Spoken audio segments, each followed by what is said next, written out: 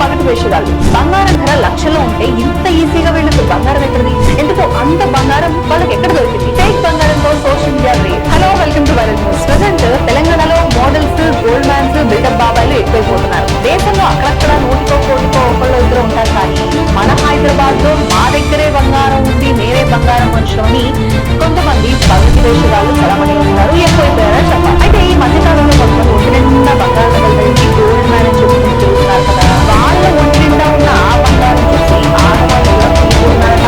ఇలా ఒంటి నిండా నగలతో తిరిగే మగవాళ్ళు తెలుగు రాష్ట్రాల్లోనే కాదు, వేరే రాష్ట్రాల్లో కూడా ఉన్నారు. సో ఎలా ఉంటుందంటే పులి చూసి నక్క వాతలు పెట్టుకున్నట్టుంది అని నేను అనట్లేదు. గోల్డ్ మ్యాన్ చూసిన వాళ్ళంతా అలాగే అనుకుంటున్నారు. అయితే కొంతమంది గోల్డ్ మ్యాన్ చూసి మేమెందుకు అలా పాపులర్ కాకూడదు అని ట్రై చేసి చివరికి ఐటీ అధికారులకు చిక్కారు కానీ అసలు ట్విస్ట్ ఏంటి అంటే వాళ్ళు ఒంటి మీద ఉన్నంత బంగారం కాదట, అది గోల్డే. తాజాగా గోల్డ్ మ్యాన్ సూర్యాభాయ్ బండారాన్ని బయట పెట్టారు ఐటీ అధికారులు.